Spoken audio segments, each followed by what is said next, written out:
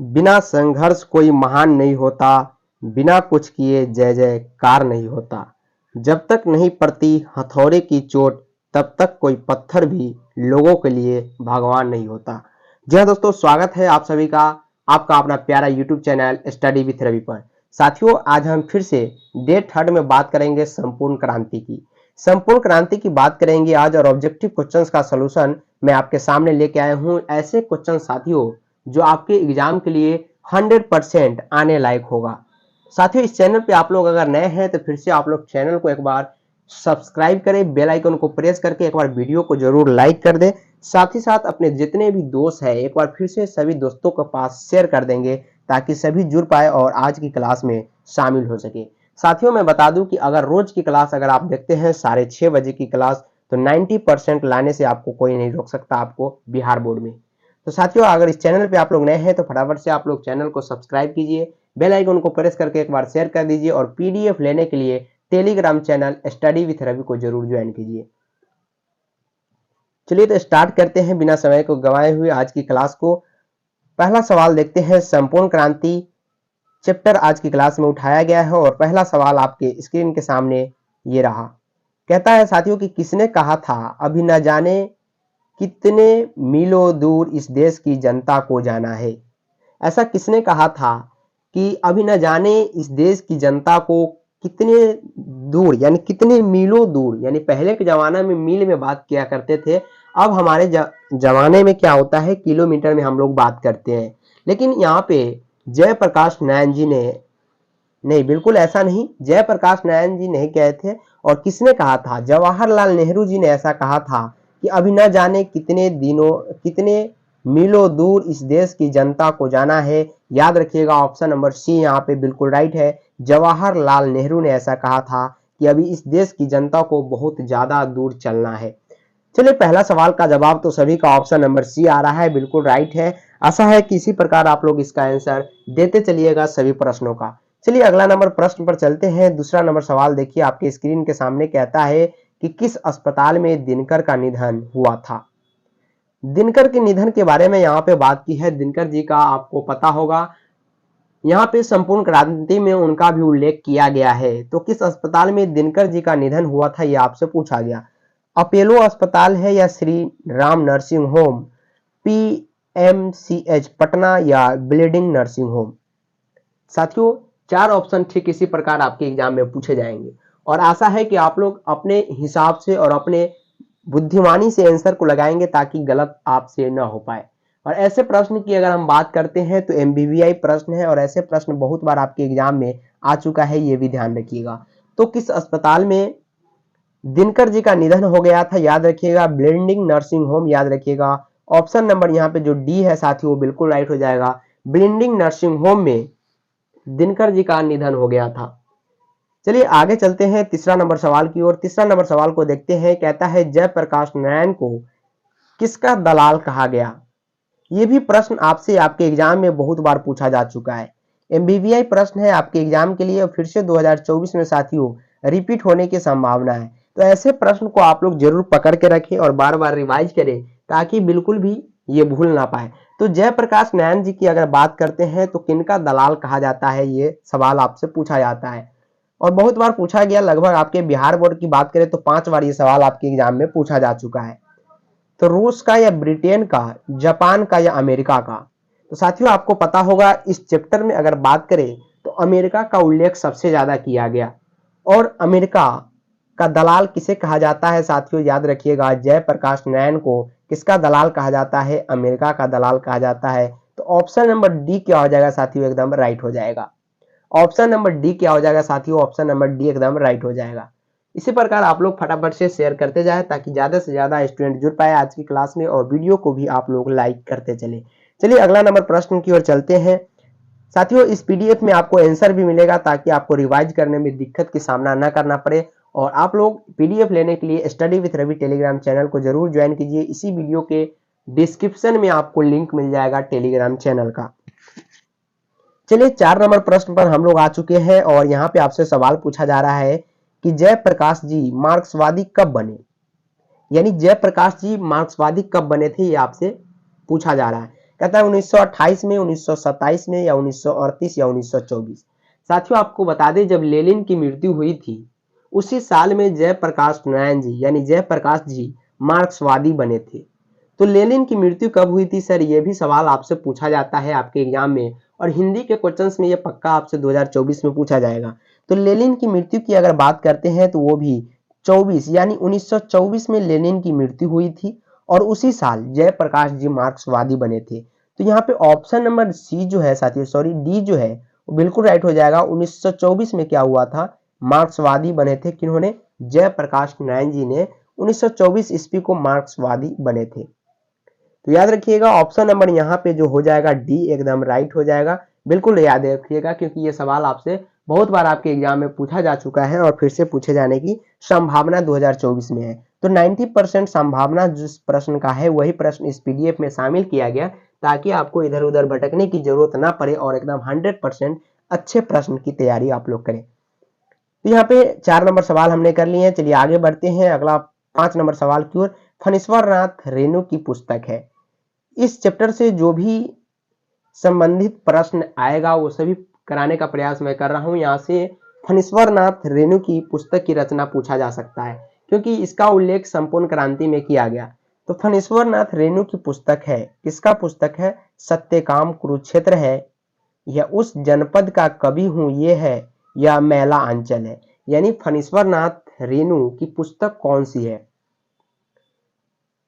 फणीश्वर नाथ रेणु की पुस्तक की अगर हम लोग बात करते हैं तो मैला आंचल, मैला आंचल जो है इन्हीं का पुस्तक है। याद रखिएगा ऑप्शन नंबर यहाँ पे डी राइट है। डी क्या हो जाएगा साथियों, ऑप्शन नंबर डी क्या हो जाएगा यहाँ पे, बिल्कुल राइट हो जाएगा।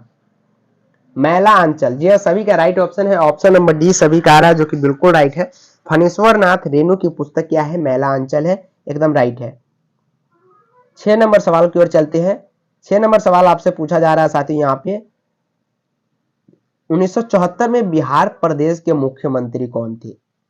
जी हाँ, 1974 में बिहार प्रदेश के मुख्यमंत्री कौन थे, अब आपसे पूछा जा रहा है। ये ऐसा नहीं है बिल्कुल भी आपके कि इतिहास से आपसे सवाल पूछा जाएगा, बल्कि यहाँ पे पूछा ये जा रहा है कि जब 1974 में संपूर्ण क्रांति हुई थी तो उस समय बिहार के मुख्यमंत्री कौन थे, बिहार प्रदेश के मुख्यमंत्री कौन हुआ करते थे, ये पूछा जा रहा है। और निश्चित रूप से आपसे पूछा जा सकता है कि 1974 में बिहार के मुख्यमंत्री कौन थे और भारत के प्रधानमंत्री कौन थे, तो ये बिल्कुल पूछा जा सकता है। लेकिन प्रधानमंत्री की अगर बात करें 1974 की बात करें तो ये नहीं पूछा जाता है, लेकिन मुख्यमंत्री की बात करें तो ये 3 बार आपके एग्जाम में आ चुका है कि बिहार प्रदेश के मुख्यमंत्री 1974 जब संपूर्ण क्रांति हमारे जयप्रकाश नारायण जी द्वारा पटना में किया गया, एक भाषण है, ऐतिहासिक भाषण इसे माना जाता है। तो ये उस समय जो मुख्यमंत्री थे वो कौन थे, ये आपसे पूछा जा रहा है। कृष्ण वल्लभ सहाय थे, अब्दुल गफूर थे, अनुग्रह नारायण सिंह थे, या महामाया प्रसाद थे। तो 1974 की जब बात करते हैं बिहार प्रदेश की अगर मुख्यमंत्री की जब बात की जाती है, याद रखिएगा अब्दुल गफूर का नाम आता है। जी हाँ, अब्दुल गफूर का नाम आता है, यही 1974 में बिहार प्रदेश के मुख्यमंत्री हुआ करता था। तो ऑप्शन नंबर यहाँ पे बी भी राइट है और 3 बार ये प्रश्न आपके एग्जाम में पूछा जा चुका है, ये भी याद रखिएगा।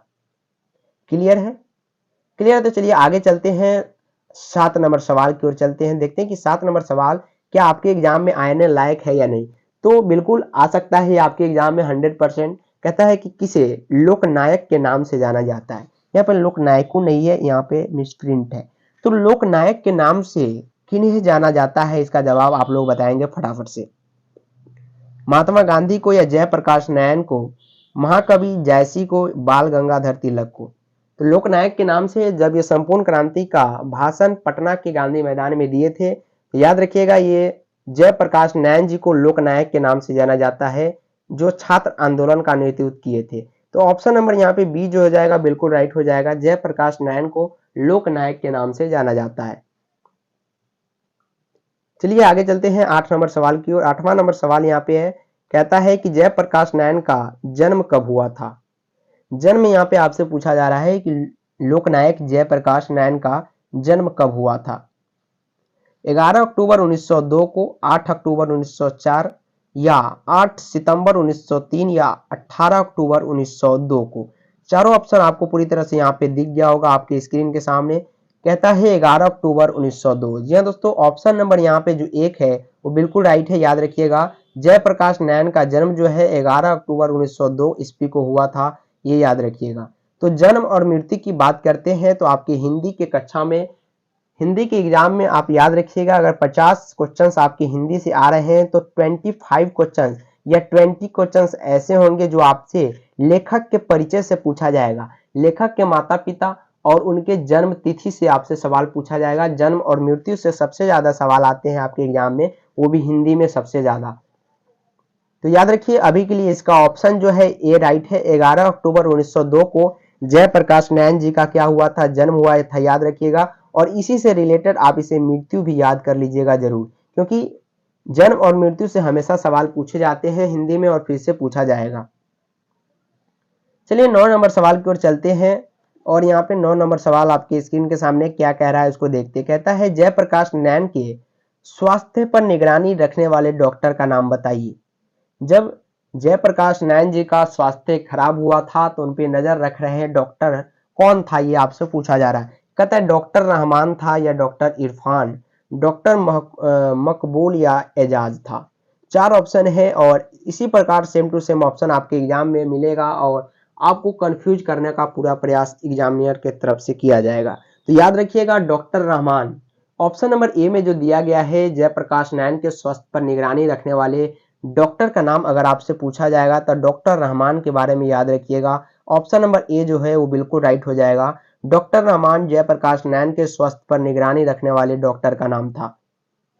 अगला नंबर सवाल की ओर चलते हैं। 10 नंबर सवाल कहता है कि जयप्रकाश जी को किसका भाषण सुनकर अमेरिका जाने की प्रेरणा मिली। जब वो संपूर्ण क्रांति का भाषण पटना में दे रहे थे तो याद रखिएगा वो किसी की प्रेरणा के द्वारा दे रहे थे, तो वहां भी इसे एक प्रेरणा मिली कि जयप्रकाश जी को किसका भाषण सुनकर अमेरिका जाने की प्रेरणा मिली। ये सवाल भी आपसे पूछा जा सकता है। तो कहता है स्वामी राम तीर्थ को या स्वामी सत्यदेव, स्वामी विवेकानंद या शाहजानंद को।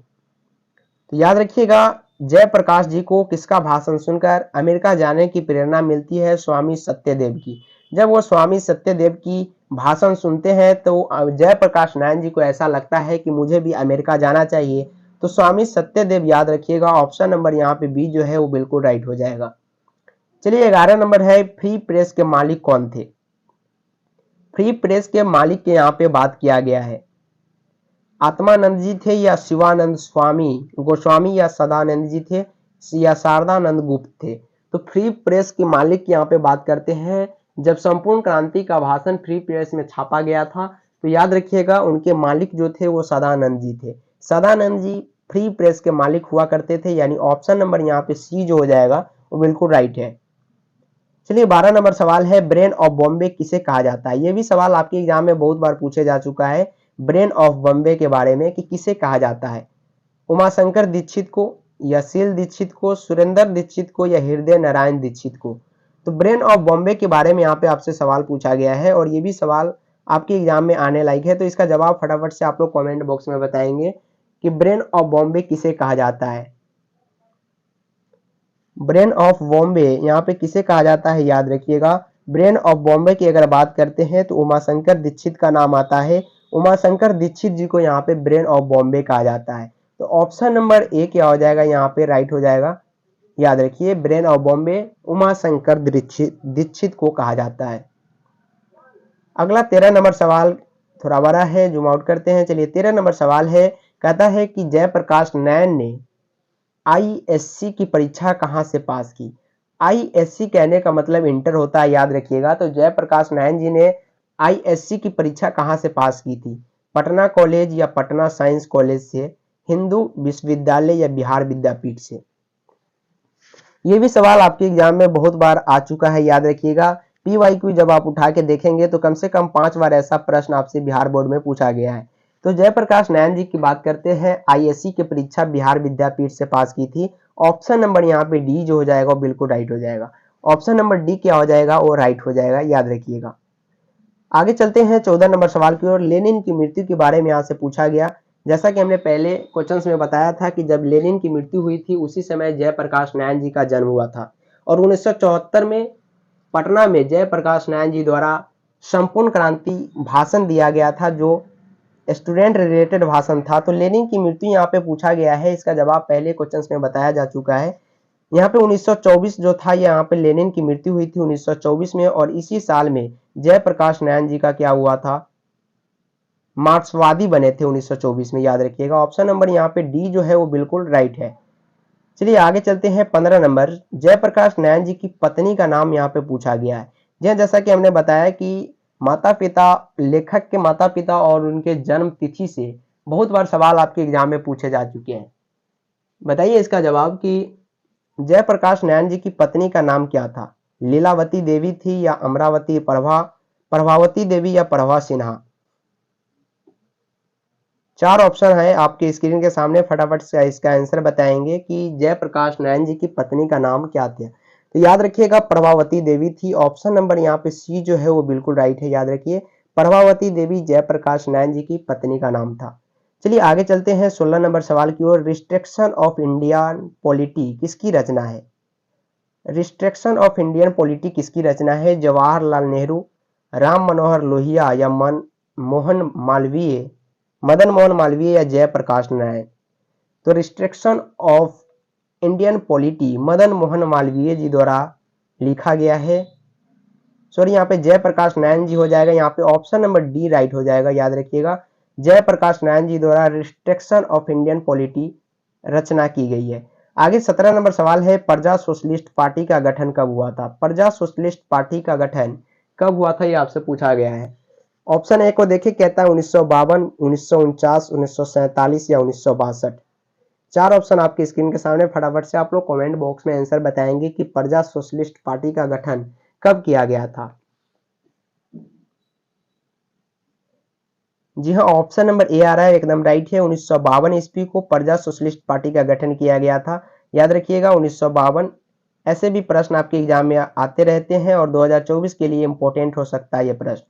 चलिए आगे चलते हैं 18 नंबर। जयप्रकाश नारायण को भारत रत्न की उपाधि दी गई।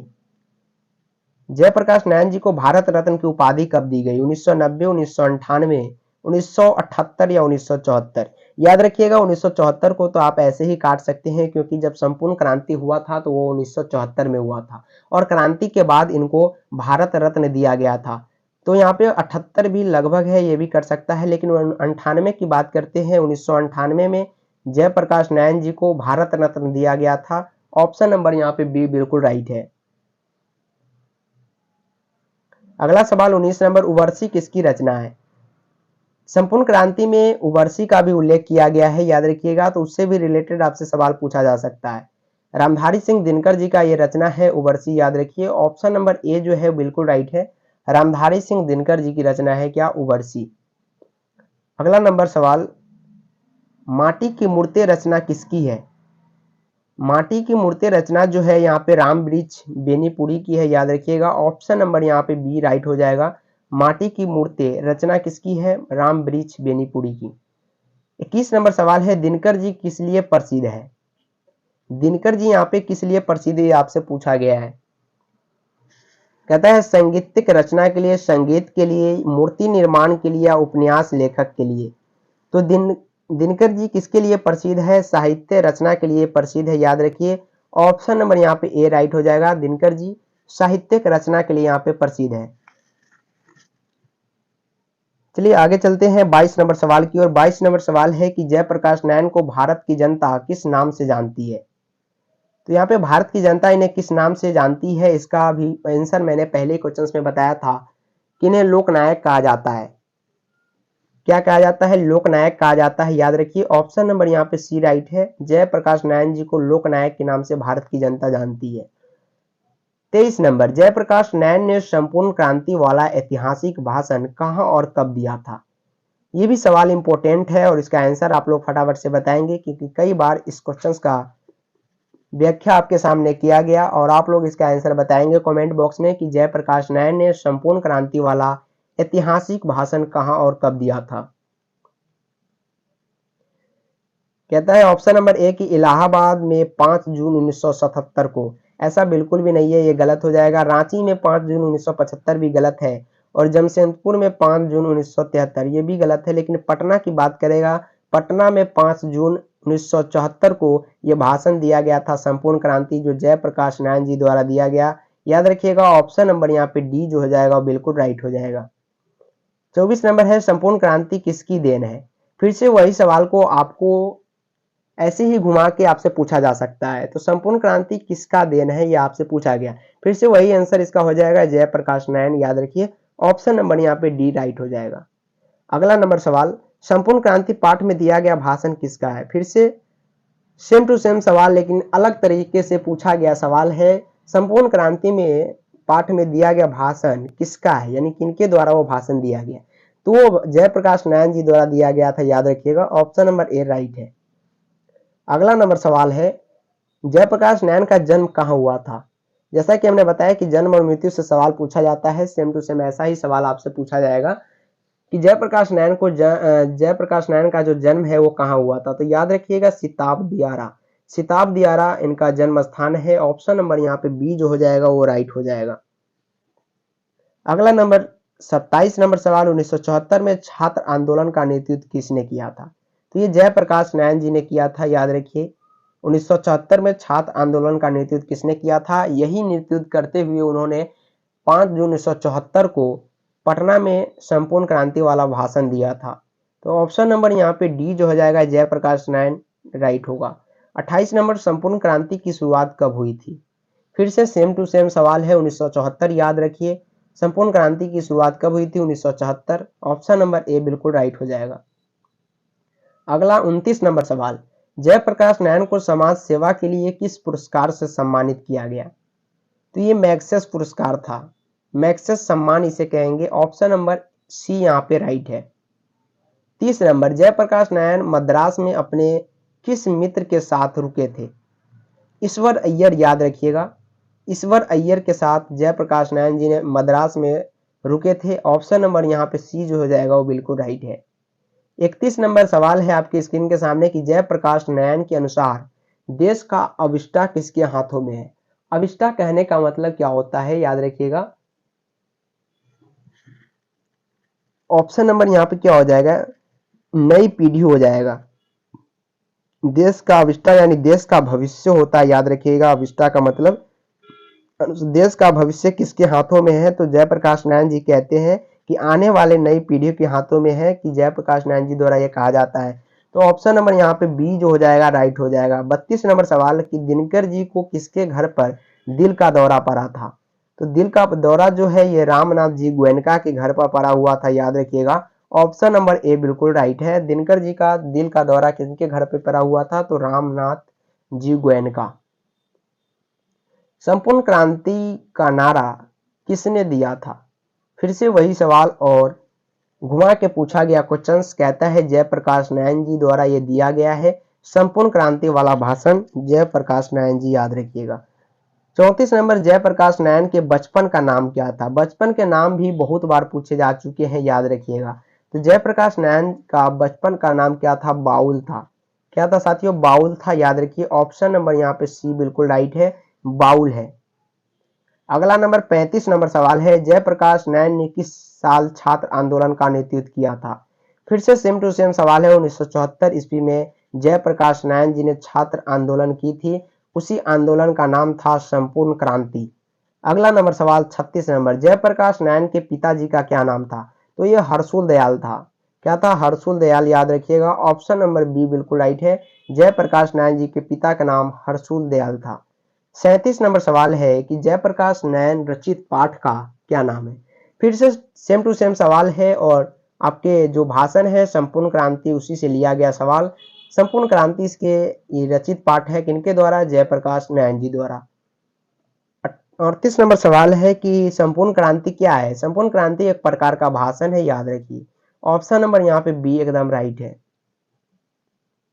जयप्रकाश नारायण ने बिहार विद्यापीठ में कौन सी परीक्षा दी। ये जो पहला सवाल था सेम टू सेम वही सवाल है कि बिहार विद्यापीठ से आईएससी की परीक्षा पास की थी। तो आईएससी की परीक्षा दी थी जयप्रकाश नारायण ने बिहार विद्यापीठ में। अगला सवाल 40 नंबर, पुलिस के बड़े उच्चाधिकारी ने किसके मुंह से ऐसा सुना था कि जयप्रकाश नारायण नहीं होते तो बिहार जल गया होता। ये दीक्षित जी के मुंह से ऐसी बात सुनी गई थी। ऑप्शन नंबर डी यहाँ पे जो है वो राइट है। ऑप्शन नंबर डी क्या हो जाएगा, राइट हो जाएगा। 41 नंबर है कि जयप्रकाश नारायण किस मित्रता को कठोर मानते हैं। तो ये अंडरग्राउंड मित्रता जो है, फ्रेंडशिप, उसे कठोर मानते हैं, याद रखिएगा। ऑप्शन नंबर यहाँ पे क्या हो जाएगा, सी यहाँ पे राइट हो जाएगा। आगे 42 नंबर सवाल, जयप्रकाश नारायण किसको भाई कहते हैं। तो ये जवाहरलाल जी को क्या कहते हैं, अपना भाई समझते थे, याद रखिए। ऑप्शन नंबर यहाँ पे बी जो हो जाएगा वो बिल्कुल राइट हो जाएगा। तो आज की इस क्लास में टोटल के टोटल 42 प्रश्न शामिल किए गए थे, जो आपके एग्जाम के लिए वेरी वेरी इंपॉर्टेंट था और 2024 के लिए मोस्ट इंपॉर्टेंट था और आ सकता है ऐसे प्रश्न। तो याद रखिएगा, सेम टू सेम ऐसे ही प्रश्न आपके एग्जाम में आएंगे। आप लोग बने रहिए स्टडी विथ रवि के साथ। फिर से मिलेंगे अगले चैप्टर के साथ, तब तक के लिए इतना ही। जय हिंद, जय भारत, जय बिहार, गुड नाइट।